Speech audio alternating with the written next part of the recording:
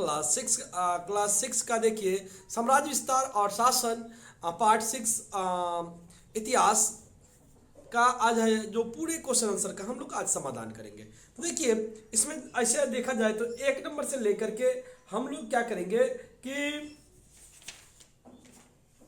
3 number के सभी प्रश्नों का समाधान करेंगे। तो जैसे देखिए यहाँ पे सर्वप्रथम ये दिया गया है कि नीचे दिए गए वाक्यों में कौन सा सही और कौन सा गलत है। सही के लिए देखिए सही का निशान लगाना है, गलत के लिए गलत का निशान लगाना है।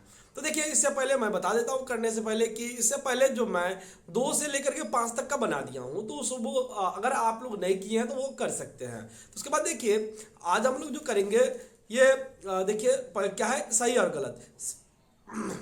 सेल्यूकस और चंद्रगुप्त मौर्य के बीच हमेशा शत्रुता थी। तो ये रॉन्ग है, इसमें आप लोग रॉन्ग का निशानी लगा दीजिएगा ऐसे करके। उसके बाद क्या है कि मौर्य शासन काल में महिला को महत्तर का दायित्व मिलता था। ये देखिए महत्तर का दायित्व मिलता था, तो ये सही है। तो इसमें क्या कर दीजिएगा आप लोग इसे सही का निशान लगा दीजिएगा। उसका देखिए कुषाण इस देश के ही नागरिक थे, या कुषाण इस देश के नागरिक नहीं थे। तो यहाँ पे क्या हो जाएगा क्रॉस का निशान लगाएंगे हम लोग।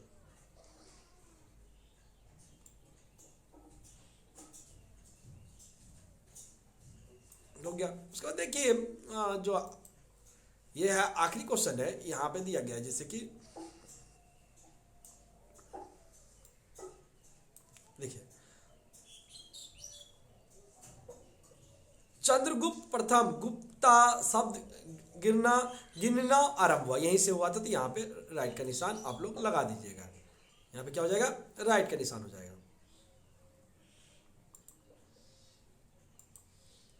यहाँ पे राइट का निशान लग जाएगा, इसी करके लगा दीजिएगा। उसके बाद देखिए नीचे दिए गए वृत्तांत के साथ कौन क्या है, वृत्तांत के साथ देखिए वृत्तांत के साथ दिए गए वृत्तांत के साथ कौन सी व्याख्या सबसे ज्यादा सटीक है उसे चुनकर लिखो। कौन सा ज्यादा सटीक है उसको चुनकर लिखना है। देखिए जैसे कि है वृत्तांत, पहला वृत्तांत है, देखिए वृत्तांत है कि अशोक ने अपने साम्राज्य में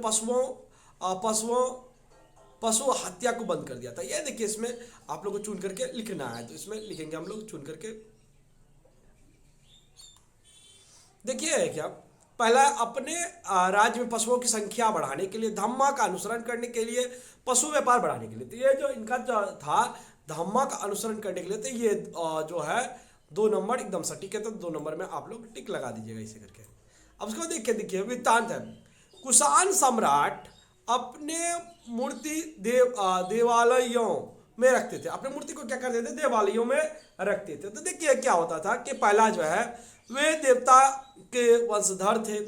वे प्रजा के सामने स्वयं को देवता जैसा ही सम्मानीय के रूप में उपस्थित करते थे। और देखिए वे देवताओं की काफी भक्ति करते थे। वो तो जो सबसे सटीक है ये तीसरा नंबर है। वे देवताओं को क्या करते थे भक्ति करते थे, इसीलिए वो था।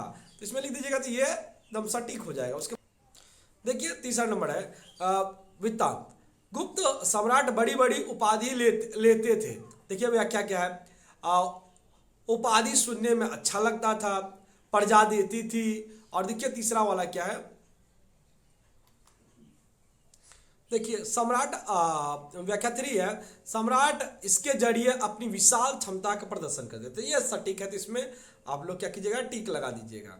उसके बाद देखिए चौथा वृत्तांत 2.4 आप देख सकते हैं वृत्तांत में है कि सुयांगजान ये देखिए सुयांगजान जो है चीन से भारतीय उपमहादेश में आए थे। किस लिए आए थे, देखिए भारतीय उपमहादेश घूमने के लिए आए थे।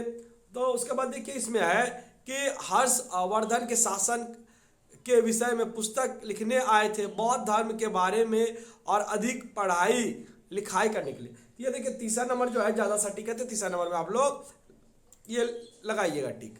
उसके बाद देखिए यहाँ पे जैसे कि आप लोग देख सकते हैं यहाँ पे दिया गया है कि अब देखिए यहाँ पे अपनी भाषा में सोच कर लिखो 3-4 लाइन। देखिए 3-4 लाइन में से होगा नहीं, तो इसको ज़्यादा लिखेंगे हम लोग, इसीलिए इसके बारे में जानेंगे। देखिए पहले है कि देखिए कलिंग युद्ध के परिणाम के साथ अशोक का धम्मा से क्या संबंध था।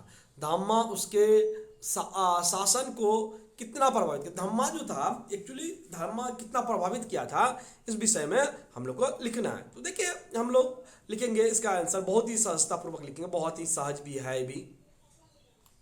देखिए अशोक ने केवल एक युद्ध किया वह भी कलिंग का युद्ध। कौन सा किया था? कलिंग का युद्ध। वो बहुत किए थे। उसमें क्या था कि एक कलिंग का युद्ध था, उस युद्ध में काफी लोगों की मृत्यु, बहुत से लोग मारे गए थे। यहाँ वहाँ हर जगह लाश से लाश बिछा हुआ था, खून बिछे हुए थे। इस हिंसा के लिए अशोक को काफी दुख हुआ। कलिंग का युद्ध में जीत तो हासिल कर लिया, लेकिन उसे बहुत ही दुख हुआ देख करके, खून ये वो देख करके उनको बहुत ही खराब लग रहा था। कहा जाता है कि बौद्ध सन्यासी उपगुप्त के अशोक को बुद्ध धर्म की दीक्षा दिए थे। यह घटना कलिंग युद्ध के बाद ही घटी थी। बौद्ध धर्म के प्रचार के कारण अशोक ने हिंसा को बंद कर दिया। देखिए यहाँ तक उतना प्रभाव उस पर ज़्यादा ही प्रभाव पड़ा, वो क्या किया, हिंसा पर ही रोक लगा दिया। जो खुद ही हिंसा करता था वो हिंसा का मार्ग छोड़ के अहिंसा का मार्ग अपना लिया। उसका देखिए युद्ध करना भी छोड़ दिया, पशुओं को मारना भी बंद कर दिया। जो पशु को मार देते थे वो पशु को मारने पर भी क्या कर दिया, प्रतिबंध लगा दिया। एक तरह से पशु को मारने ही नहीं लगे, इतना कुछ उनमें परिवर्तन आ गया। उसके बाद देखिए है कि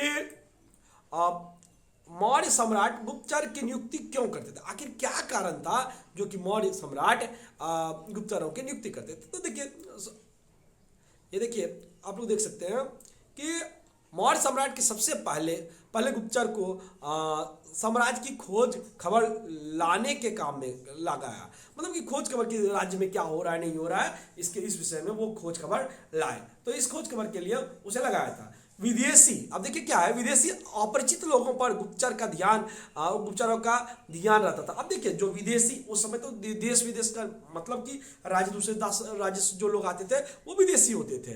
तो उसी प्रकार विदेशी अथवा अपरिचित लोग, जो परिचित नहीं है, राज्य का लोग है तो ठीक है कोई बात नहीं है, लेकिन अगर राज्य का बाहर का लोग रहता था उस पर ध्यान रखते थे। कर्मचारी ऐसा कि राजकुमार सिर्फ उनके दृष्टि से नहीं बच पाते थे। अब राजकुमार भी इधर उधर जाए तो उस पर भी दृष्टि रखते थे कि कहाँ जा रहा है, क्या कर रहा है, नहीं कर रहा है, उस पर भी वो क्या करते थे, ध्यान रखते थे।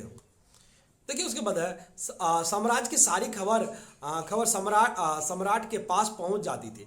अब देखिए 2.3 ऐसे किताब में 2.3 दिया थी, ये क्या हो जाएगा 3 पॉइंट कितना हो जाएगा 3 हो जाएगा। तो ये यहाँ पे आप लोग कर सकते हैं 3.3। ऐसे 2.2 लिखा हुआ है, इसको आप लोग क्या कीजिएगा 3 कर दीजिएगा, इसको तो हो जाएगा 3.3। मौर्य सम्राट और गुप्त सम्राट के मध्य क्षमता और मर्यादा की तुलना करें। देखिए उसमें क्या क्या क्षमता थी और क्या क्या मर्यादा थी, उसके बीच में तुलना करना है। तो बहुत ही सहजता से हम लोग करेंगे। देखिए पहला जो है कि मौर्य सम्राट प्रजा के सामने अपने आप को देवता जैसा ही सम्मानित व्यक्ति के रूप में मानते थे। मतलब वो खुद को दिखाते थे कि हम लोग क्या है, देवता का ही रूप है, आप हमारी अवहेलना नहीं कर सकते हैं।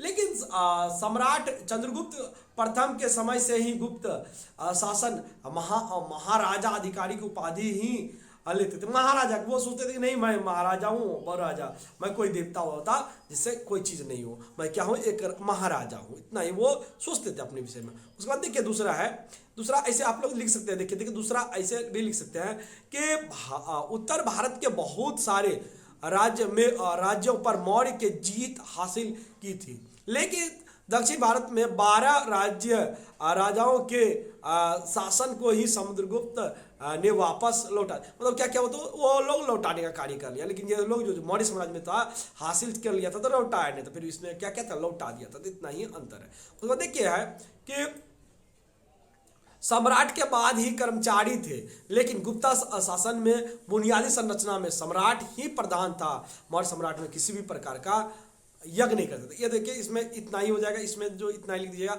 उसका देखिए मौर्य साम्राज्य में किसी भी प्रकार का क्या था, यज्ञ नहीं करते थे, वो यज्ञ जैसा कोई चीज नहीं करते थे। वहां पे अगर अपनी क्षमता की मांग नहीं करते थे, जबकि गुप्ता सम्राट अपना राजनीतिक क्षमता को दिखलाने के लिए बड़े बड़े यज्ञ करते थे, वो अपना नहीं दिखाते। लेकिन गुप्त साम्राज्य में क्या होता था कि बड़ा बड़ा यज्ञ करता था ताकि उसका पता चल सके वो लोग कितना सक्षम है और कितना बलवान है। इसके लिए वो क्या करते थे, यज्ञ करवाते थे। इतना लिख दीजिएगा तो हो जाएगा। इस प्रकार देखिए हम लोग का ये पार्ट क्लास 6 पार्ट 6 का इतिहास का पूरा क्वेश्चन आंसर समाधान हो गया। ऐसे ही आप लोग 5 4 3 2 कर सकते हैं। सब देखिए प्ले लिस्ट में जाइएगा और वहाँ से कर लीजिएगा।